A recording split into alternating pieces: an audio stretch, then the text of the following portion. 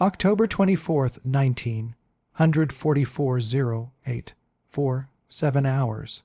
The waters east of Leyte Gulf, Philippines through the periscope of submarine I-56.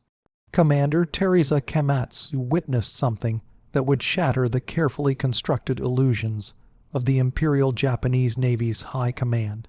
Stretching across the horizon from north to south as far as his optics could resolve, sailed what appeared to be an impossible armada. He counted 30 vessels before losing track, then 50. Then he stopped counting altogether. Send immediate flash transmission to Combined Fleet Headquarters, Kamatsu ordered, his voice barely steady. Enemy fleet sighted. Size unprecedented. Admiral Kurita must be informed immediately. The radio operator hesitated. Sir, what numbers should I report? Kamatsu stared through the periscope again, watching the endless procession of gray hulls cutting through the Pacific swell. Tell them, we have awakened a sleeping dragon, and we are about to discover what it means when America brings its full industrial might to war. What Japanese naval commanders were about to learn would fundamentally transform their understanding of what modern industrial warfare actually meant, and how catastrophically they had miscalculated their enemy's capabilities. The message from I-56 reached Admiral to Kurita's flagship, the heavy cruiser Ego at 2 hours on October 24, 1944. Kurita, commanding the center force of the Imperial Japanese Navy, show. One operation read the decoded transmission 3 times before summoning his chief of staff. Rear Admiral Tamaji Koyanagi, this cannot be accurate, Kurita stated, sliding the message across the chart table. Kamatsu reports observing more than 100 American vessels in a single formation. Our intelligence estimates placed total American strength in the Philippines at 40 capital ships maximum. Koyanagi studied the message, his expression darkening. Perhaps the submarine commander has counted escort vessels, sir. Destroyers, destroyer escorts. He specifically identifies 6 fleet carriers. 6. Koyanagi. We sank 4 American fleet carriers at the Philippine Sea engagement 3 months ago. How can they field 6 carriers now, plus battleships, cruisers, and supporting vessels numbering in the dozens? The answer, had Kurita known it, lay in American shipyards that Japanese naval intelligence had fundamentally failed to comprehend. While Japan's naval construction had effectively ceased after 1942 due to material shortages, American shipyards had accelerated production to levels that seemed to defy economic logic.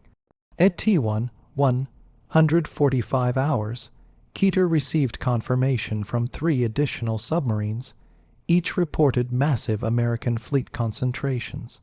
I-45 counted 18 carriers, a number Kurita initially dismissed as impossible. I-58 reported battleship formations numbering 12 vessels.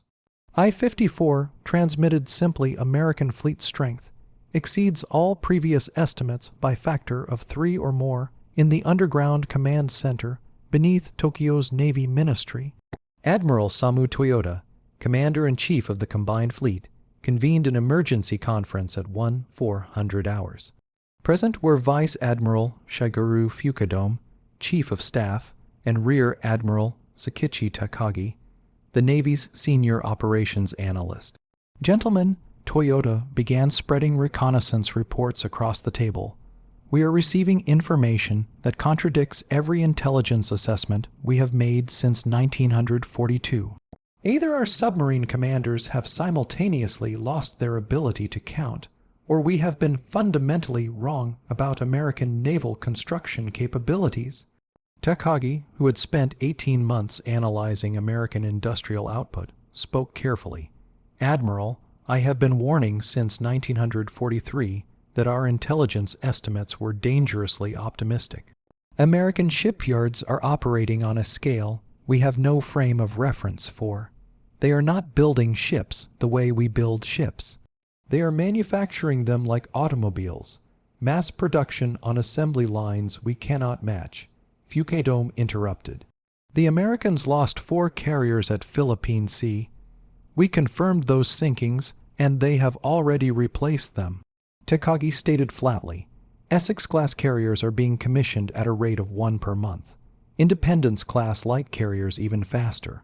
While we struggle to repair damage to Shokaku and Zuikaku, the Americans are launching new carriers every 30 days. Toyota stood silent for a long moment, staring at the intelligence summaries. The numbers told a story that Japanese naval doctrine had no answer for. In December 1941, the Imperial Japanese Navy had possessed 10 carriers.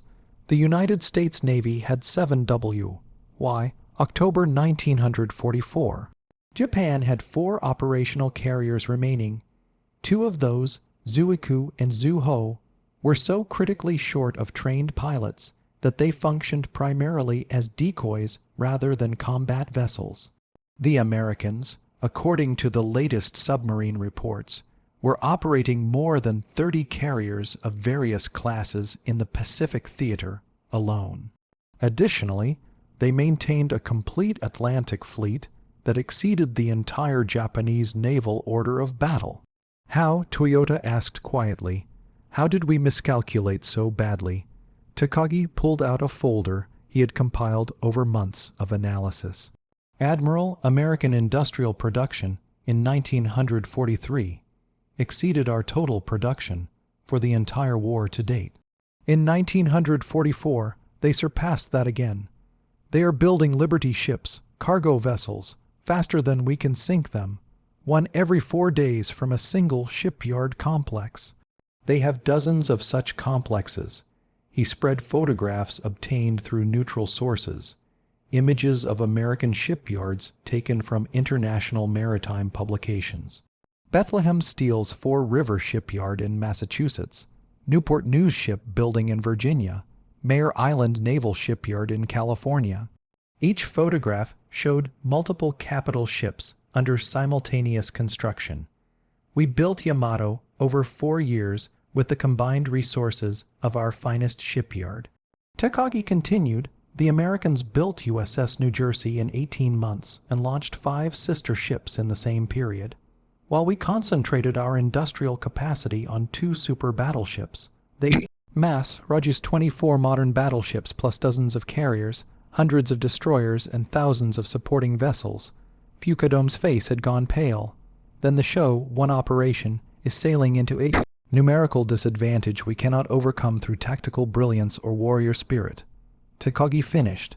Admiral Kurita will face not 40 American ships, but potentially more than 200. Every intelligence estimate we based this operation on was wrong, catastrophically wrong. Toyota sat down heavily, the weight of realization evident in his posture. Then we have already lost this war. Lost at the moment we failed to understand what American industrial capacity truly meant. Outside the conference room, staff officers continued planning operations based on intelligence estimates that were about to collide with a reality that would shatter the Imperial Japanese Navy forever. October 25, 1944, 0630 hours. Admiral Kurita's center force entered the Sibuan Sea, committed now to penetrating through the Philippine Islands to reach the American landing forces at Leyte Gulf. What happened over the next 8 hours would provide Japanese commanders with a devastating education in American naval aviation capabilities to its 0810 hours. Radar operators aboard Korea's flagship detected the first incoming aircraft formations. The initial count was 48 planes, a standard carrier strike package that Japanese forces had encountered dozens of times before. All ships, air defense stations, Kurita ordered. Fighter combat air patrol intercept bearing 090. But something was different this time. The radar screens showed the incoming formation, but behind them at regular intervals appeared additional contacts, then more and more. Lieutenant Commander Atani Tanasuke, Fleet Air Defense Coordinator, stared at his radar display in growing disbelief. Sir, I'm tracking multiple formations, 5 separate strike groups, each numbering 40 to 50 aircraft. That's impossible, Rear Admiral Kwanagi responded. No carrier task force can launch that many planes simultaneously. They would need multiple carrier groups. Atani finished quietly, Sir, we're not facing one American carrier task force. We're facing several. The first strike arrived at 0827 hours. TBF Avenger torpedo bombers came in low across the water, while SB-2 Sea Hell dive bombers attacked from altitude. F-6F Hellcat fighters strafed anti-aircraft positions. The coordination was flawless, the execution professional, the volume overwhelming. Battleship Musashi, sister ship to legendary Yamato and considered unsinkable by Japanese naval architects, took her first bomb hit at 0835 hours. Then a torpedo struck her port side, then another bomb, then 3 more torpedoes in rapid succession. Kido watched from Ego's bridge as Musashi's anti-aircraft batteries blazed continuously, downing multiple American planes. But for every plane shot down, 5 more pressed their attacks. The sheer volume of attacking aircraft exceeded anything Japanese forces had previously encountered. Second wave incoming. Atani reported at 0945 hours. Radar shows 50-plus contacts bearing 115. Before that strike arrived, a third wave appeared on radar.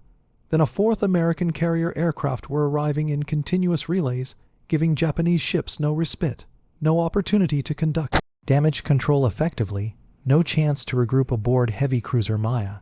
Captain Rangi Oi recorded in his log, "We are being attacked by what appears to be an endless supply of enemy aircraft. Our anti-aircraft ammunition is depleting faster than it can be resupplied from magazines. If this continues, we will be defenseless not from lack of guns, but from lack of shells." The mathematics that Japanese commanders had relied upon for 3 years of war were failing catastrophically.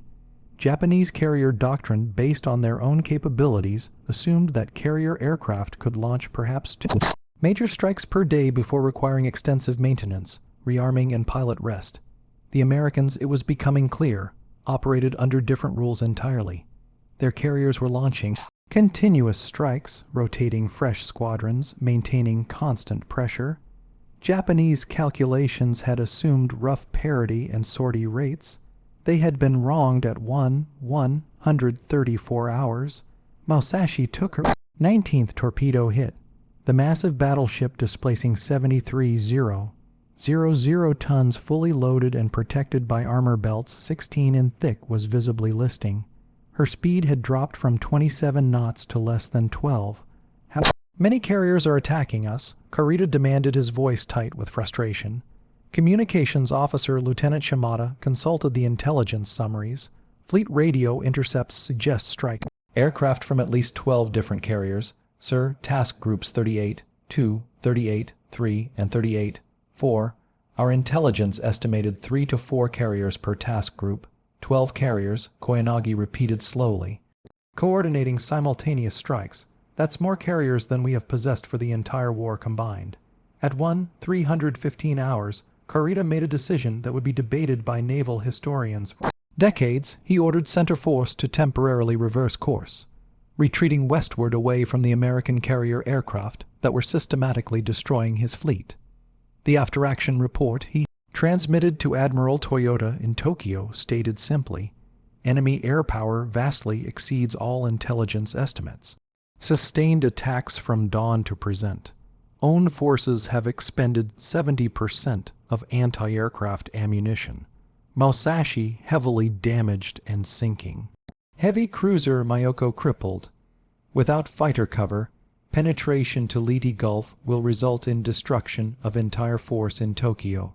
Admiral Toyota read Kurita's report at 530 hours. He summoned Rear Admiral Takagi once again. "Your assessment?" Toyota asked. Takagi had spent the morning compiling reports from all Japanese forces in contact with American naval power.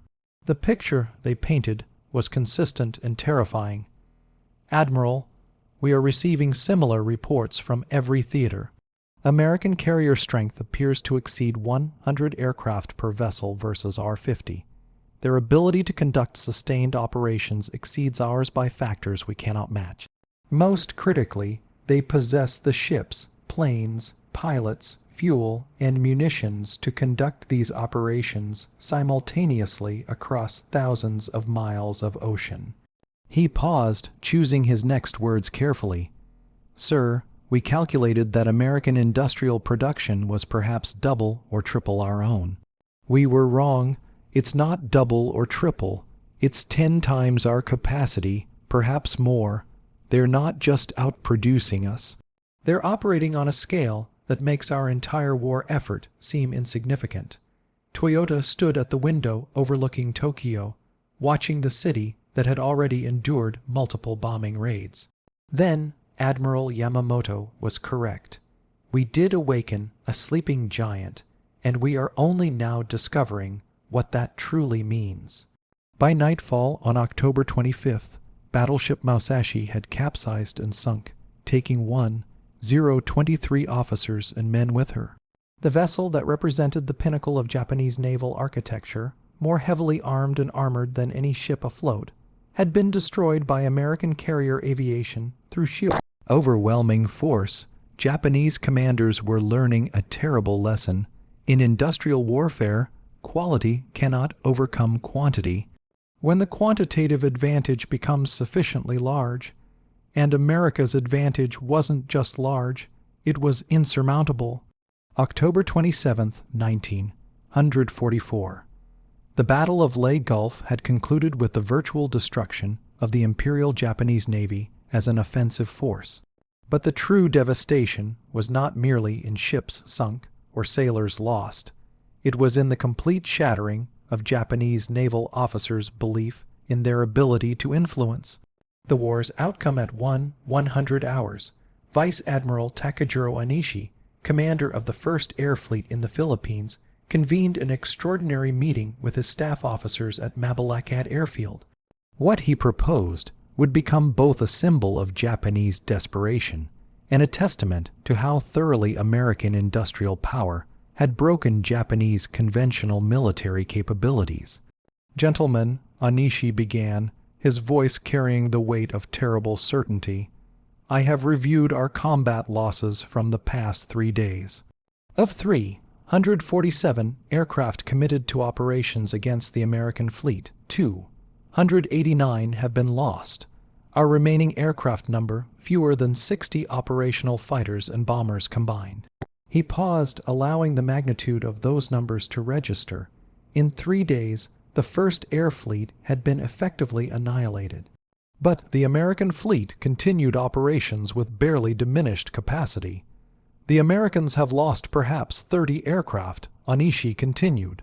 "Yet they continue launching strikes with the same intensity as on the first day. How is this possible? Because they possess more aircraft than we can destroy faster than we can destroy them. Every carrier we damage is replaced. Every plane we shoot down is replaced. Every pilot we kill is replaced. We are fighting an enemy whose capacity to absorb losses exceeds our capacity to inflict them." Lieutenant Commander Nakajima Tadashi, one of the 1st Air Fleet's most experienced pilots, spoke carefully. "Sir, are you suggesting we cannot win through conventional tactics? I am stating that conventional tactics have become irrelevant." Anishi replied bluntly, "When the enemy possesses 10 times our numbers and can replace losses at rates we cannot match, skill and courage become insufficient. We need tactics that do not require returning pilots, that do not require maintained aircraft, that maximize damage per sortie regardless of survival." The room fell silent as officers grasped the implication.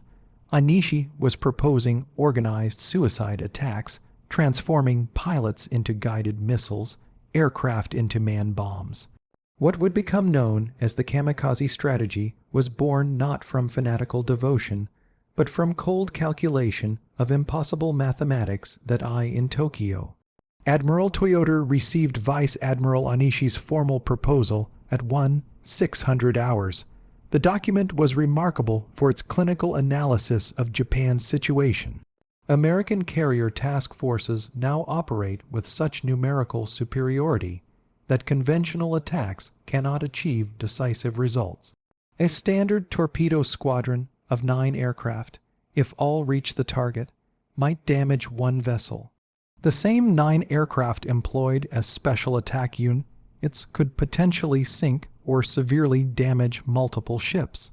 Given that pilot survival rates in conventional attacks have fallen below 15%, the sacrifice of return capability in exchange for increased effectiveness becomes strategically rational. Toyota read the proposal 3 times. The logic was unassailable, and that was what made it so horrifying.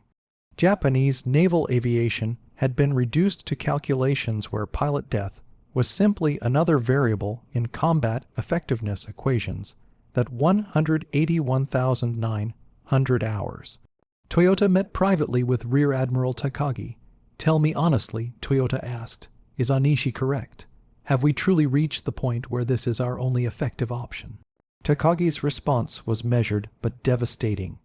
"Admiral, the Americans currently operate approximately 90 carriers of various classes in the Pacific. They possess more than 10 0 combat aircraft assigned to naval aviation alone. We have 4 operational carriers, fewer than 200 carrier qualified pilots remaining, and aircraft production that cannot replace combat losses." He spread intelligence summaries across the desk. Furthermore, American air defenses have evolved. Their carrier task forces now operate with coordinated radar picket destroyers that provide early warning.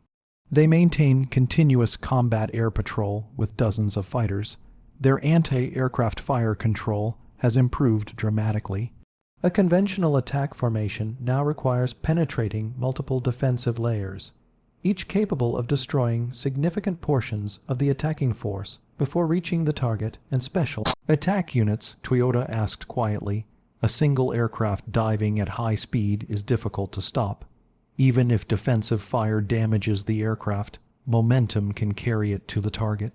The mathematics favor the attacker in ways that conventional tactics no longer do. It is Admiral, the rational response to overwhelming material disadvantage. The formal authorization for organized special attack operations was issued on October 28, 1944. The order's preamble, drafted by Admiral Toyota himself, was brutally honest about the circumstances that made such measures necessary. The enemy's material superiority has reached levels that negate the effectiveness of conventional tactics. Standard attack methods result in unacceptable losses without proportional damage to enemy forces. Special attack operations represent a tactical adaptation to numerical realities we cannot otherwise overcome. On October 29, 1944, the first official kamikaze units launched from Philippine airfields. 24 pilots took off knowing they would not return. 13 reached American carrier formations. 5 struck vessels, sinking the escort carrier, sent low, and damaging 3 others. The tactical exchange ratio seemed to favor the Japanese 5 ships hit for 24 aircraft lost versus conventional attacks that might expend 50 aircraft to damage 1 ship. But this calculation ignored the fundamental reality. Japan was trading irreplaceable trained pilots for damage to a fleet that America could repair and replace within months. Study team of Balakad Airfield.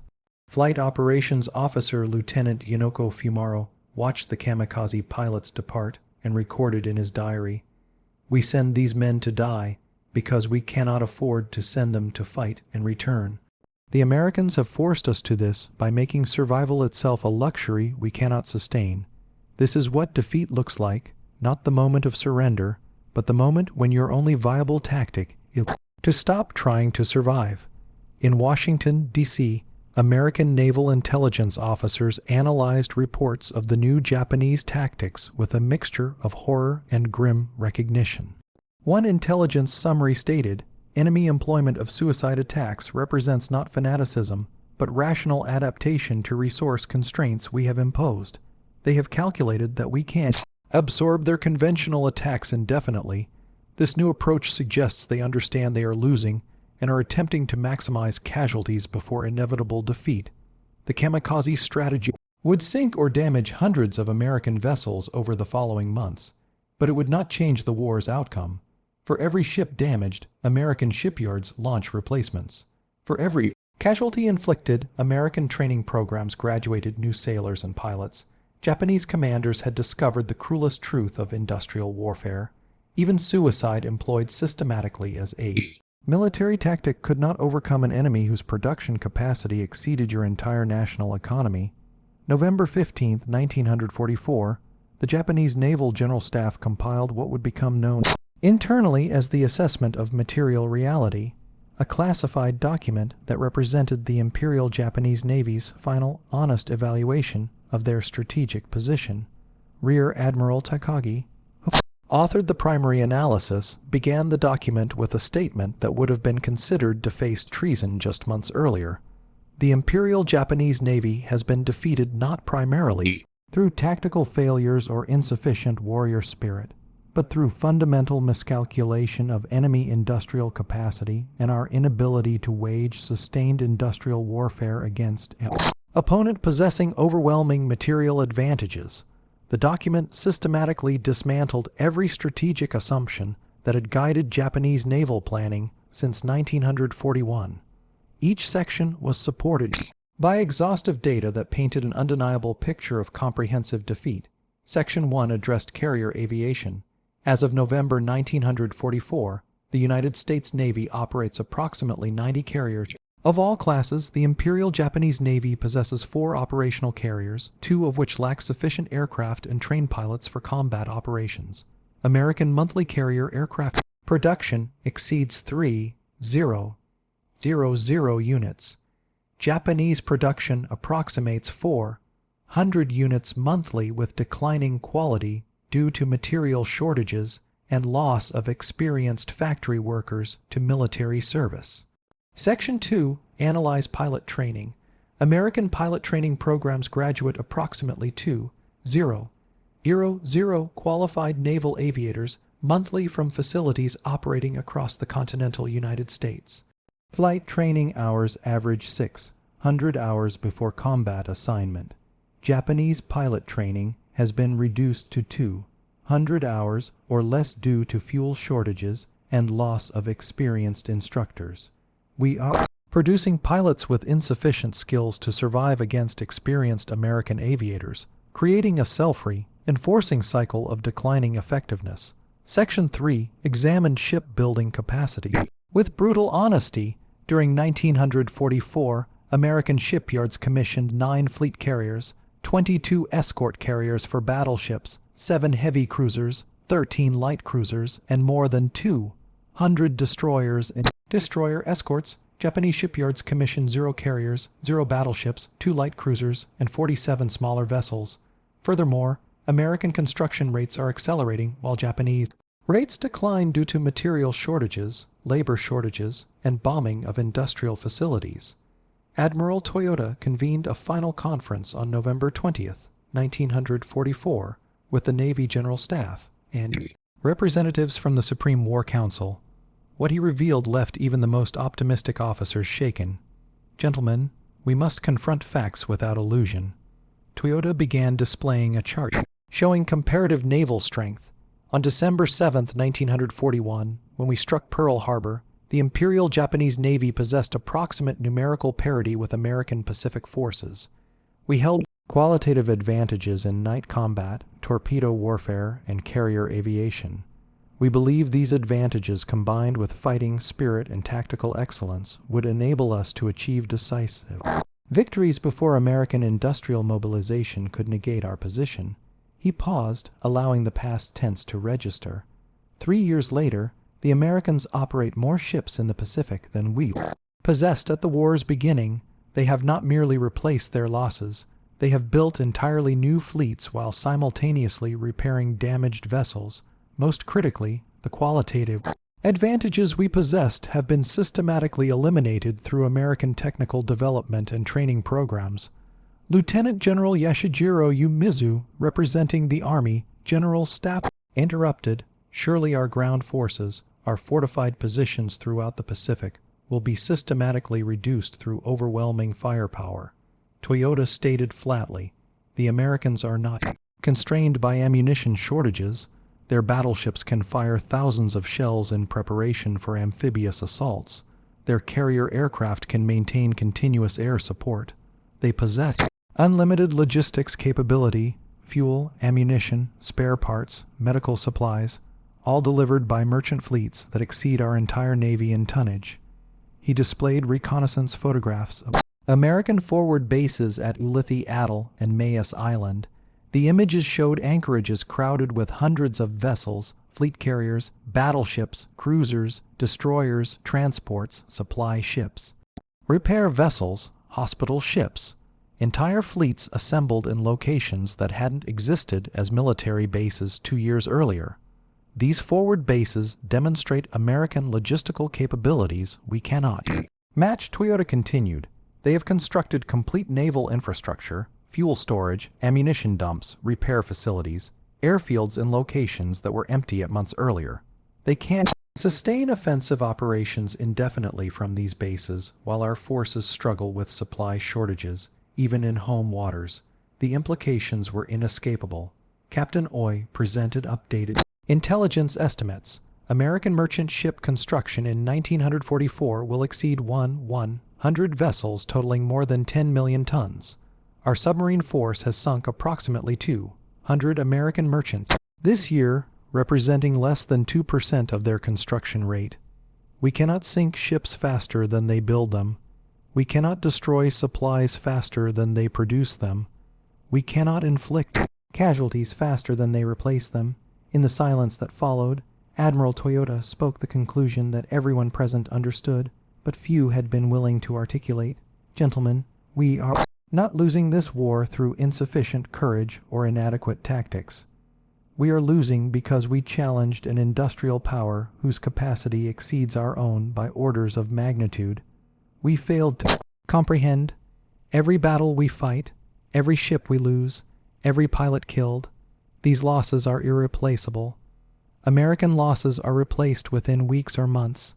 He gestured to the documents and charts covering the conference table. This is what modern industrial warfare means. Victory belongs not to the bravest warriors or the most skilled commanders, but to the nation capable of producing more ships, more planes, more tanks, more ammunition, more of everything faster than the enemy can destroy them. We are fighting an enemy whose industrial output exceeds our total economy. Mathematics, not courage, determines the outcome. The conference adjourned with a recommendation that would reach Emperor Hirohito within days. The Imperial Japanese Navy could no longer meaningfully contest American naval supremacy in the Pacific. What had begun at Pearl Harbor with Japanese carriers striking American battleships would end with American industrial might having built a fleet so vast that Japanese forces could only delay, not prevent, the inevitable advance toward the home islands. On November 25, 1944, Admiral Takagi wrote in his private journal, "We saw the American fleet and finally understood what we had awakened. Not simply ships and planes, but an industrial civilization that treats warfare as a production problem to be solved with assembly lines and logistics networks. Against such an enemy, warrior spirit becomes meaningless.